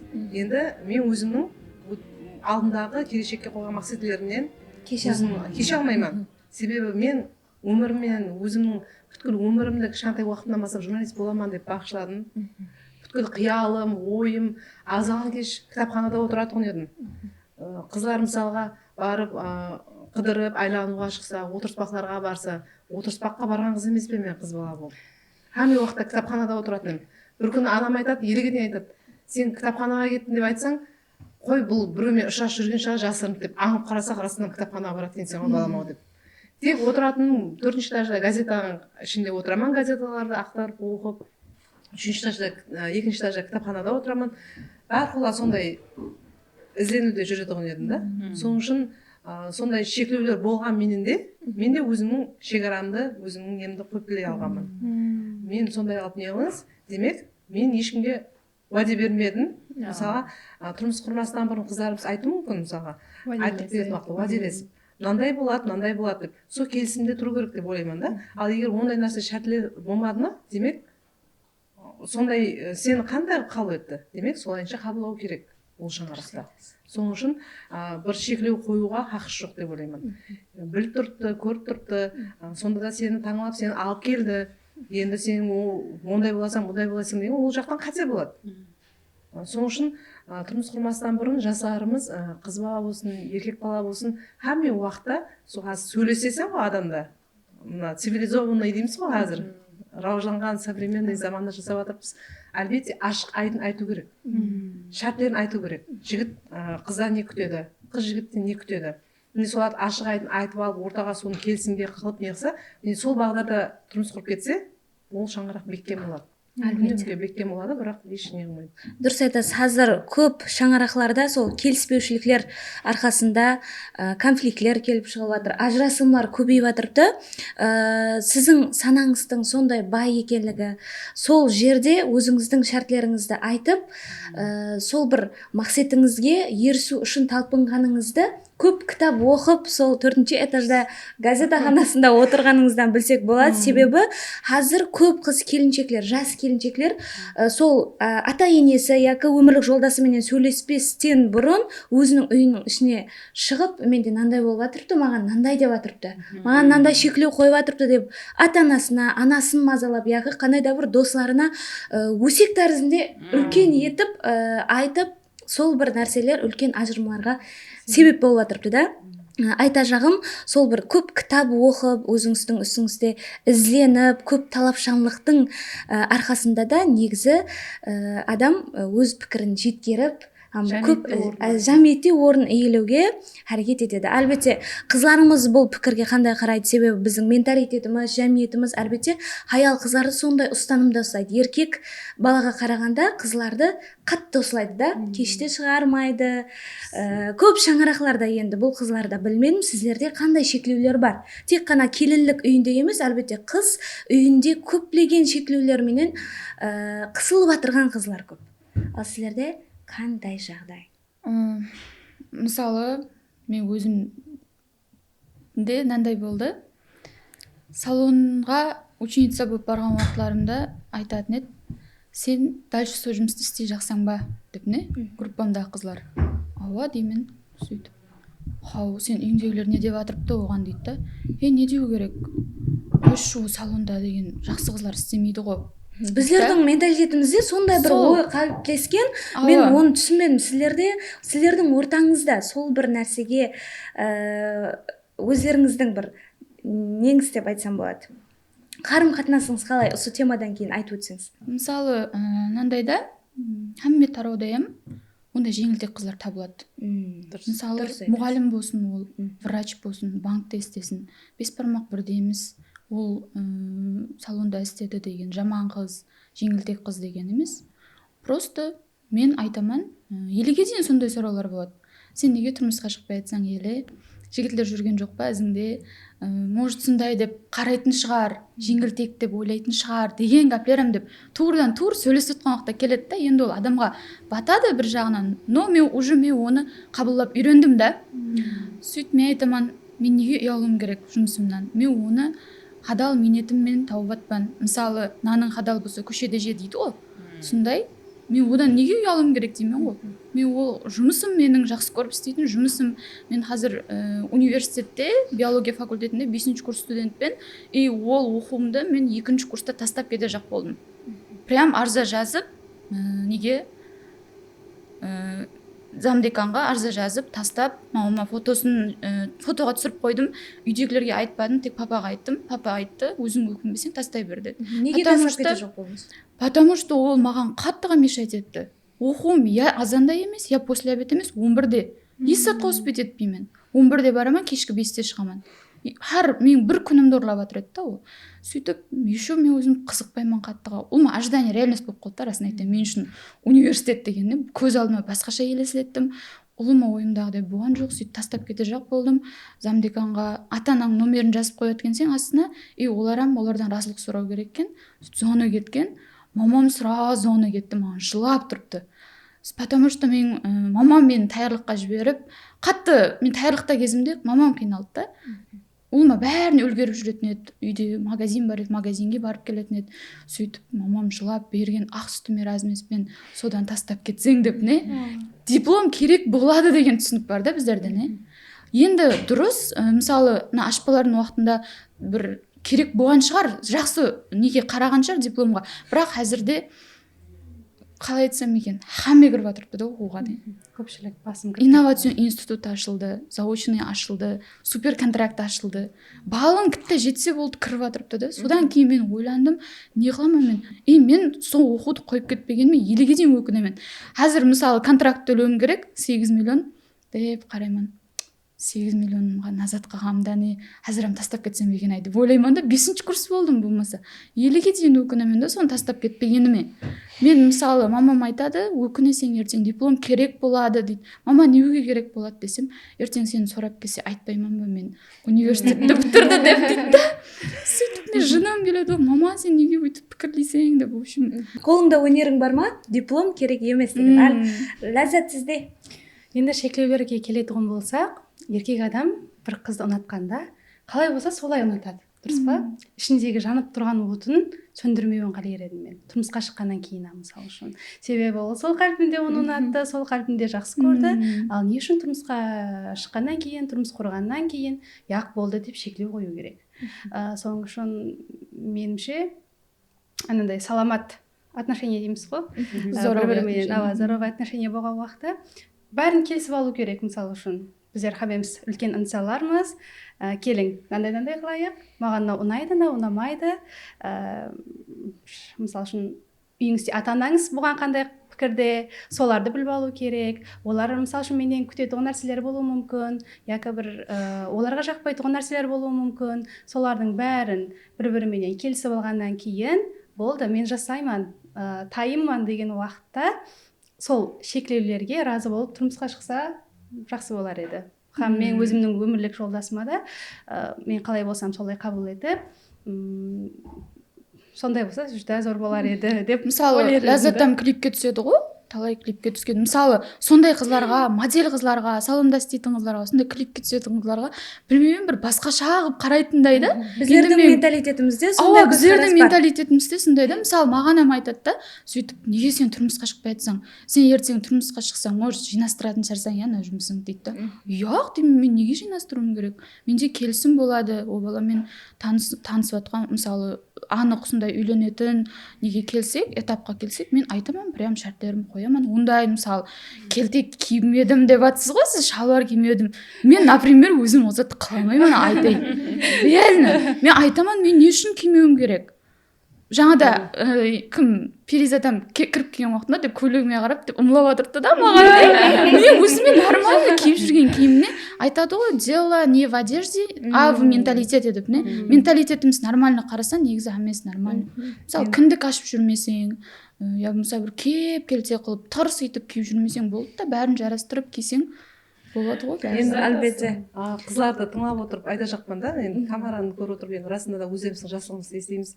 Мен мысалы үшін өзім көркем гимнастикаменен профессионал рәуіште 7 жыл шұғылданғанмын да. Соның шынында қауметімді жақсы сақлағанмын деп ойлаймын. Мен барқолла қыз уақытында келте бөлек шалбар киетін едім. Шалбар қазірім киемін.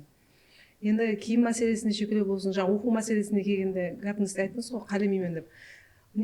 Бұл не дейміз, қазір мысалы істеп отырған бағдарыңыз бойынша да оқуыңыз қабылатын еді. Соны оқығанда еліге дейін оқып келе жатырмын мен ода. Еліге шекем мысалға сол ләззат алып оқисыз да ондай уақытында. Себебі сіз оны тарауды жақсы көресіз.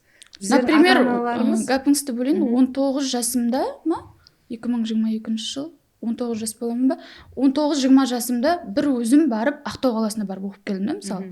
Папама айттым, сен қорықпайсың ба дейді да, неден қорқаман? Границадан өткенде қорықпайсың ба?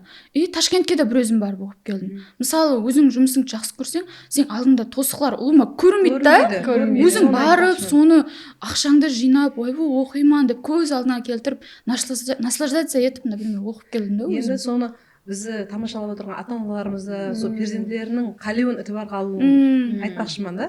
Һәм уақытында қыз өсіріп жатырмыз, ұл өсіріп жатырмыз. Ол сол тарауды қалиды ме?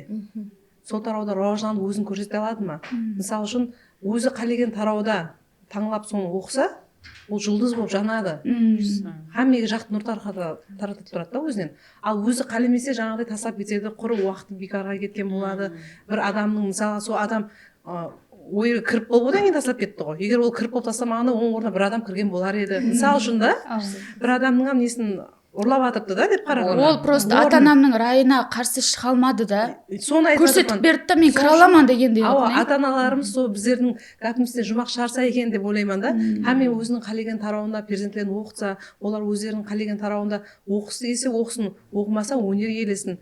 Құласы өзінің шаңырағын тербететіндей дәрежеде болса болды, аман болса болды, қолында өнері болса, диплом деген нәрсе ол жаңағыдай қатты нәрсе ол қалады. Егер істемейтін болса пайдасы жоқ. Соның үшін істейтұғын сол тарауға қызығатын адам бару керек та. Сонда жәмиетіміз де рауажданатын еді. Көбірек біздердің мәдениет тарауында ұсы нәрсе болады да. Мәдениетқа мысалы үшін қызыққан адамдарды ойын ойнауға қызығады, ата-анасы разылық етпейді оған да оқуға кіруге.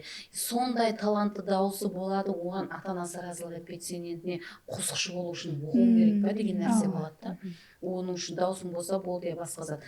Һәмме нәрседе тек дипломда емес, ол бәрібір профессионал тәлімді алу керек. Ол жерде оқыту керек. Ұстаздың қолынан тәлім алу керек. Ұстаз шәкірт жолларын басып өту керек. Айтады ғой, театрда мысалы үшін актер болу үшін оқу керек па? Неге оқымау керек? Актер болу үшін сол сахнаның шаңына аунау керек бірінші болып да. Сонда ғана сол шаңға аунауға разы болса, ол актер бола алады. Мысалы үшін басқа бір адамды әкеп біздер актерскийге де тапсырып қойсақ, ол жерде еш уақытта жаңағыдай қамарадай қызықпайтұғын болса, еш уақытта ол кәсіптің иесі шықпайды. Сізден мысалы үшін мәжбүр болсаңыз да сіз сол жұмыста істемейсіз, себебі сіз білімді алып оқытқан жоқсыз сол жерде. Тек диплом үшін оқыватсыз да, бітіру ата-ана үшін оқыватырсыз. Расында да дұрыс пікірді қозғадыңыз. Ата-аналар перзентінің қызығушылығына ітібар беріп, болды кірсең болды вузға деген затты емес, ал сен қызықтың ба, қалеген затыңа кір деген затты алға қою керек. Келешекте бәрібір өзінің кәсібінің иесі болу үшін адам өзі жақсы көру керек болса. Мен 3-ші класымнан бастап осы бақшылық өнермен шұғылдандым. 3-ші дутарменен өзім бойым кішкентай, дутармен теңменен сол менен шұғылданып, жаңа 2 қосып үйренгенмен уже жарыстарға қатынасып, орын алып, Ташкентке кетіп, жаңа айтқандай 4-ші класымда Ташкентке фестивальға қатынасып қайтқан, мамама өзі жіберіп, ұстазыма қосып. Сондай уақиғалар болды. Бәрібір өзің қызықсаң нәтижеге ерсің. Бірақ ата-анамның айтуымен кішкентай уақытымда мен жаңа врач боламын. Врач боласаң сен маған қосып аласың деген зат болатын еді. Өйткені мен врач боламын дейтін. Бірақ мен еш врачылыққа еш қызығушылығым жоқ. Бәрібір қызығушылық басым болады. И тағы бір айтатын зат, например, еш заттың кеші жоқ. Мысалы менің 3 ученицам бар да, қазірде ноябрь айында келді. Екеуі келіншек. Біреуі 2002 жыл келіншек, біреуі 86 жыл 4 баласы бар келіншек. Сіз дейді, да? Мысалы, сіздің қатарыңыздағы. Сөйт мен қараймын, сіз күйеуіңізге рахмет деймін ғой оған. Түсінгеніне рахмет, осы затты қолдап қуатлағанына рахмет. Қазір уже бітіре жақ, бәрін нормально, четко оқып алады да, потому что өзі қызыққан сол затқа, кішкентайынан уже ол айтады, біздердің уақытымызда ол затқа жақсы қарамайтын еді, қазір нормально ғой дейді да ол. Мен айтатынмын, қазір ондай қатты нормально емес, бірақ болады, адамдар салонда істейді десе көп пұл табады деген пікір бар да. Көп ученицалар сол пұлына қызығып келеді да. Мен айтамын, пұлға қызықпаң еш уақытта. Қиыншылықтары бар, әрбір нәрсенің. Қиыншылықтары бар, клиенттің қалеуі бар, мысалы, ұнатпай қалса, кәдімгідей жұлып тастайды шашын. Не мынау дейді сондай затлардан өтесең да мысалы, бірақ олар кәдімгідей деп ақша тауып кетемен деп ойлайды да. Ондан тысқары біздерде айырым ата-аналар бар, өздерінің кішкене балалық шағындағы арманына жете алмай өзінің перзентін жеткізгісі келеді да. Сода мысалы үшін мен кішкентай уақытымнан бастап мен арманым еді врач болу. Мен орныма сен болшы дегендей қылады да балаға. Менде де сондай болған. Колледжімді медколледжда оқыдым мен. Бірақ анам түсініп жетті. Укол сап білмесең дейді, маған айтады мысалы үшін де, маған не керегі бар, мен оған қызықпаймын деймін ғой. Сонымен инглиз тіліменен кетіп, мысалы үшін өзімнің жолымды тауып кеттім бәрібір университетке келер уақытта. Бірақ айырым ата-аналарға айтарым, өзіңіздің арманыңызды балаңызда емес, сол растанам қалеулерін көру керек. Менін жаратып білу керек та, әрбір баланың менін жаратып. Кім боласаң деп кішкентайынан біздер сұраймыз ғой балаларына. Үлкейсең кім боласаң, сен футболист боламын дейді біздің балалар. Мысалы үшін да, ома футболға қызыққан адам жоқ, бірақ семеді, бірақ футболист боламын. Сол өзінің қалеулерін білсе, ол жеке шекарасын қорғап біледі да ертең. Қай жаққа барса да, яқ деп керек жерінде ауа, яқ мен білемен, маған не керек екенін өзім білемен деген нәрсені қалыптастыра алады да сонда. Әлбетте. Көпшілік ата-аналар сол жерде және қосымша қылып кетпекшімін, перзентіне мүлкіне қарағандай қарайды да. Ол мен айтқаным тыңдауым керексең, мен сызған шықпауым керексең, енді өздерімізде мен бала болдық қой. Мен ойлаймын, енді өзімде 4 перзенттің анасымын. Ол аманат та Алла Тағаладан берілген да, әрбір перзент. Ол берілді ме, ол Алла Тағалам ол перзентті дүнияға алып келді ме, демек оның қандай да дүнияда бір мақсаты бар, орындалу керек болған. Біз білмейтұғын біздің санамыз оған жетіспейді түсінуге да, аңлап жете алмаймыз оны. Оның орындайтын миссиясы болады әрбір адамның да. Соның үшін біздегі уазипа, бізде оны дұрыс бағдарлап, дұрыс тәрбие беруіміз керек бірінші нәубетте. Базовый тәрбие дейміз ғой. Мысалға ата-ананы сыйлау, милли қадіратларымызды сыйлау, сол көңілділерді оған үйретуіміз керек. Мысалы үшін азанда ерте тұру, ауқатлану, мысалы дұрыс ауқатлану, hammasini үйретіп баруымыз керек. Бірақ оны инсан болып, жәмиетте өзінің орнына иелеу үшін, өзінің пікір болу үшін біздер оның қалеуін hamma уақытта бағдарлап, аңлап, бақылап баруымыз керек. Ешқашан мүлкіміз емес, соны ұмытпауымыз керек. Дұрыс айтасыз, жаңа өзінің менін жарату керек. Сол бір Алла Тағала тарапынан жіберілген, мақсатлы түрде жіберілген инсан ғой. Мен де әрдайым айтамын, Ташкентте сондай бір психологиялық семинарда болдық, 5 күндік. Сол кезде біздерге сұрақ қойды да, инсан неге өмірге келеді дегенде, сол кезде мен жауап беріп жатырыпты, мен тұрып жауап бердім. Инсан өмірге, мәселен, мен айтамын, енді кешіресіздер, үйіміз атрапында пышық та бар, күшік те бар, тауық, мал бар ғой енді. Біз келуіміз мүмкін еді ғой сол бір хайуанлар дәрежесінде. Сол бір тауық болып та, күшік болып та, бірақ өсімлік болып та жаратылуымыз мүмкін еді ғой, бірақ біз инсан болып келдік. Қандай да бір нәрсені осы инсанлар қасында орындауымыз керек. Сол үшін біз жіберілдік, сол үшін осы ата-ана бауырында дүнияға келдік деген жауапты әрдайымда айтамын, сол кезде де айтқан едім. Әлбетте ажайып пікірлер, ұсыныстар беріліп жатырды. Енді болса нәубетті күнде лайк подкастымыздың ажайып тұрақлы ықыласпентеріміз келіп отыр, соларға бергім келеді. Олардың да ішінде күніменен қайнап отырған сұраулары, пікірлері бар шығар. Мархамат, кімде қызықтырған сұрау болса, 1-2 сұрауға тоқталып өтсек. Ассалаумалейкум баршаға. Сарпа бойынша гәп кетті ғой. Біздерде айтады жеңгелеріміз, қыз бала өзі сарпа жинамау керек дейді. Һәм сіздердің неңіз ойыңыз қандай, оған һәм өзіңіз қандай сарпа жинадыңыз ба, жинамадыңыз ба өзіңіздің неңізге? Мен өзіме ондай сеп жинағаным жоқ, ондай зат білмеймін. Бірақ мен соны Ташкент қаласында оқып жүргенімде де сол жерде конкурсларға қатынасып, бір сервантлар, бір шаңыраққа керек болатын затларды бір сауғаға алғанымда анам ап қоя беретін еді, пайдаланбайды да, ал пайдаланайық десем, яқ беріп жіберемін өзіме дейтін еді. Ол бәрібір бар ма? Жақсы, мен өзім тұрмысқа шықтым, үлкенім екеуі қыз, еш ондай нәрсені ойламайтын, себебі кішкентай ғой елі. Өзім жақында тұрмысқа шықтым. Бірақ сонда қайнапам дей берсін.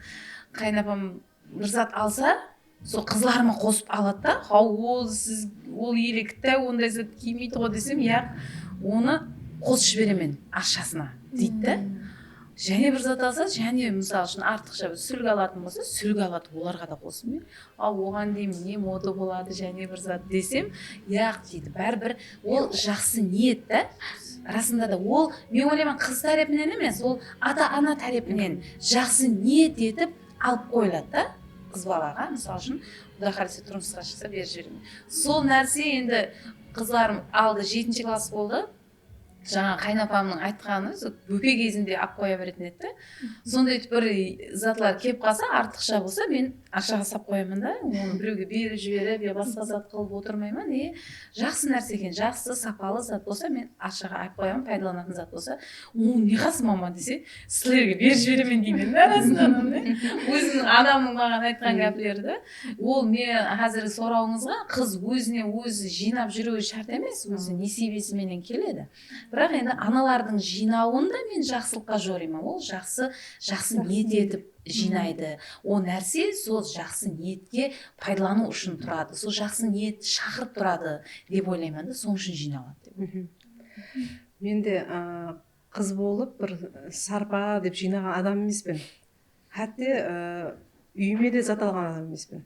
Біздің үйде ағам деп айтамын, енді папа деп айтамыз. Әкем Әме уақытта мысалға гонорар аламыз ғой, гонорардан сұрамайтұғын еді. Қанша гонорар алатыннан білмейтұғын еді. Өзіңе жұмсай ғой қарағым дейді. Сонда біздердің алатын гонорарымызды көзге ілмейді да, кішкентай шығар деп не алады. Содан кейін ол енді қарап, енді киім алу мүмкін, яки болмаса жинап, әйтеуір құласы ондай сепке жинамадым, мен соны білемін. Бірақ біздің шаңырағымызда сондай бір не бар. Менің анам бізде 6 қыз болатын болсақ, әммеге көрпеше тігеді. Жүк беру ананың мойнында қарыз деп біледі, мамам. Бұл парыз һәм қарыз дейді.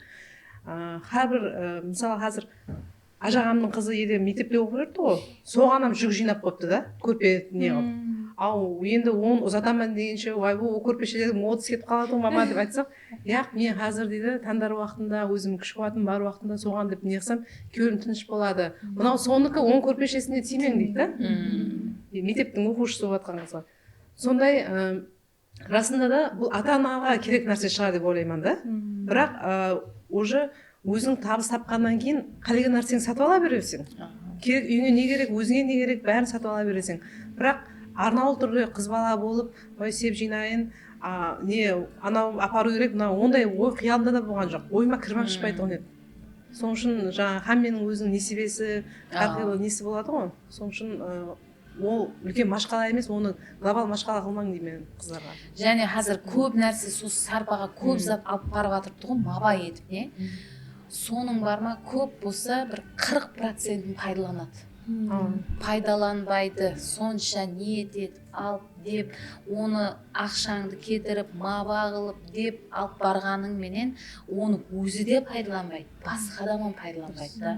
Қалады. Соның үшін мен қызларға мәслихатым, тек пайдаланатұғын, Хамарада айтады, тек пайдаланатұғын затларыңызды аккуратны етіп алып барғаныңыз мақұл. Ол жерде маба кімге керек? О шырай, ана бір жылтыр тауарлардан көйлек бар ма, жаңа айтқанда кимейді оны да. Ол киілмейді еш уақытта. Киіледі оған сапалы, керекті. Сол бұл кит деген нәрсе бұрыннан ата-бабаларымыздан қалған да, бес киім. Қыз бала өзінің бас киімі, үсті киімі, аяқ киімі, қалың киімі, жұқа киімі, үй киімі, дүз киімі дегендей, бес киім деген кит қыз балаға бұрыннан алып қашып кете ма, басқа зат бола ма, тек бес киімін беріп жіберетін болған да, қыз балаға да. Барған уақытында ана қызға болатұғын, келінге болатұғын киім тауы, бір аламан дегенше, сатып аламан дегенше, я болмаса тауламан дегенше өзінің киімі болу керек деген бес киім деген бұрыннан әзірам бар ол нәрсе, бес киім. Бірақ ол 50 киім болып кетті да қазір. Бірақ ол нәрсе керек емес деп ойлаймын. Ол 50 киімнің 10-ын кисең, сол бая 5-ін кисең болған да. Соның үшін сол тек сыпатылы ету, мына ақылы қызларымыз арамызда көп, солар өздерінің нелерін сол әмелге асыру керек та, сол керек киімдерін алу керек деп ойлаймын. Қазір бір нәрсе яғын түсіп келіп жатыпты да. Жаңа қызлар не қылады, анам жаңағыдай көрпеше не қылып жатырса, Бізде берген аз ба, енді көрпешеде апаруымыз керек па оған деген сондай қазір күлгім келеді да. Менің папам сөйтіп айтады, мен қызымды беремін, еще ізіне зат беруім керек па дейді папам. Мен өйтпеймін дейді қазірге дейін мысалы. Қызғанады, онда тұрмыс туралы тема ашылса жауап тастайды. Бермеймін мен ешкімге қызымды. Болды дейді. Мамам айтып отырады, ол пәленше қызын ұзатыпты мощный болыптай. Жақсы ниетіне қараң, алып келдім жетірсін деп бір сыларды алып келеді сөйтіп. Айтып өтсе, яқ деп теманы жауап тастайды папам. Қатты қызығында ондай сыларды айтса. Менің 3 жыл алдын сол достым тұрмысқа шықты. Қазір 3 жылдан асты. Елеге шейін ашылмаған көйлектері бар сарпасында. Болмай қалар, дұрыс айтасыз да? Модадан да қалып кетеді. Енесі оны көреді. Не қылады? Бикешілеріне бер. Болмаса кимейтін киімдеріңді шығара берсе, құртыртты ғой деген конфликт келіп шығады. Ол нәрсе жақпайды мысалы үшін. Оны алдыра ойлану керек еді да. Мысалы үшін тек керек киімдеріңізді алып бару керек. Мысалы үшін дәбдебе ете бермей, ойге мысалы үшін семья боламын деп барып жатқаннан кейін ол затларды, өткінші затларды қаттыға көбейте беру шарт. Конфликтке де алып келеді сол нәрсе. Әлбетте, және пікірлер, ұсыныстар, сұраулар болса мархамат. Жаңа сіз айтып отырсыз ғой, визажистлер, модель қызлар, басқаша көздермен қарайды адамлар деп не? Сол адамдардың пікіріне ітібар бермей жүре берген дұрыс па, ямаса ответін қайтарып, ямаса түсіндіріп дегендей. Ақыланып да? Қайсы дұрыс деп ойлайсыз деп? Мындайда баста депрессия болып аласың, жылайсың, түнде түсіңе кіріп шығады, даже үстіңнен күліп атқан болып, не? Енді өзімде сондай болды, басқаларды білмедім. Уже адамдардың гапы айтылып қала береді. Гап бар ғой, собаки лает, караван идет деп, ит үре береді, караван жүре береді. Сондай олар үріп қала береді. Ол әр үріп атқан адамға тасыңды лақтырған уақытта сен уже мақсатыңа келгенде тасың қамай қалуы мүмкін да. Сен отасыларды сен күшлі бір сыларға жұмсап қойған керек та. Болды, күліп жүре бересің. Сондай ма, ағай, қойшы солай ма? Кімді сөйтіп айтты? Сөйтіп ойынға не қылып кетесің да, болды. Өздері қала береді, сол уақытта тема жауып кетеді. Өзің мақсатың болу керек та, сен істеп атқан жұмысыңда миссияң болу керек та. Сен не қыла аласың? Мен халыққа пайдалы бола аламын ба? Мен бұл жұмыспенен не істей аламын? Ертең келешегім қандай болады? Қашанға дейін бұл жұмысты мен істеп бара аламын? Мысалы, оқып атқан уақытта да мен көппе топырақ шашпаймын. Мощный жерлерде оқып атқандар бар. Зор білімлі қызларымыз бар, мысалы. Қандай болып шығып жатырыпты? О, затларына мен жұмысым жоқ. Просто өнер үйреніп қою керек та. Адамда әме уақыт Б вариант болу керек та. А вариант келіспей қалмай, значит, мынаны көремін деген. Мысалы, менде Б вариантта дипломым, если бір зат болып қалса, ана жұмысыма случайно ананы істей қоямын деген сондай. Егер сол сізге негативлар айтылып жатқан болса, қызғаныш болатұғын болса, меніңше көпшілігі қызлар тарапынан жазылатұғын шығар, иә. Сіз дұрыс жолдасыз. Яғни жақсы комментарийларым көп келеді, бірақ жаңағыдай негатив комментарийларым көп келеді ғой. Демек сіз дұрыс жолдасыз. Әртүрлі нәрселер болады. Главное, еш нәрсеге қарамай сіз миссияңызды орындау. Дұрыс айтасыз, рауажланып алға өрлеп отырған инсанның ізінен көп кап береді дейді ғой. Онда Б вариантың бар екен да, диплом. Онда сен өкінбей ақ қой, неге дейін өкінемін дегенге жаңа мен қиналып қалып едім, 5 жылдан бері өкініп жүрген екен ғой. Просто мен мамам да, мен анам разы болу керек болған, мен анам разылықсыз. На всякий случай бір вариантта боламын сен. Может, мұғалім болсам биология. Яқ, мен кім ләззат айтқанда, мен врач боламын, мединститутқа тапсырып едім мен. Просто менде 2020 жыл карантинде мамам қатты ауырып қалды. Мен тек 4 айлық біліммен тапсырдым да ДТМ-ға. 4 айлық біліммен мен, значит, кіріп тұрпан университетке. Ода да нормальный балл топладым. Неге мединститутқа ілмей қалдым, бірақ ілмегенім жақсы. Өкінбей ақ қой деп отырмын. Әлбетте, әрбір істе үкімет бар. Түмен. Дұрыс айтасыз. Сондай ажайып пікірлер, сондай ашық сәубет болып жатыр. Еле де давам еткіміз келіп жатыр, бірақ біздің уақытымыз шектеулі. Ажапаларымыз үйіне бару керек, перзентлеріне қарау керек, әлбетте бақшадан үкелерімізді алу керек, ал қызларымыз да үйіне асығып отырыпты. Сондай ажайып пікір һәм ұсыныстар үшін қызларға сондай бір ажайып өмір тәжірибелеріңізбенен бөліскеніңіз үшін бәршеңізге рахмет. Яқ деместен келгеніңіз үшін, жаңа жылды бізбенен бірге сондай азырақ уақытта бірге ашылып сәубетлесіп күтіп алғаныңыз үшін сіздерге үлкен мінедаршылығымды білдіремін. Күнде лайк подкастының ажайып ықыласпен де келгені үшін сол бір инстаграм тармағына кім келеді, кім қалиды деп жазған кезде мен деп өздерінің бір маалыматларын таслап келген үшін сілерге де айрықша рахмет. Диққатларыңыз үшін рахмет. Бұл күнде лайк подкасты. YouTube каналымызға ағза болың һәм күнде лайк бассын.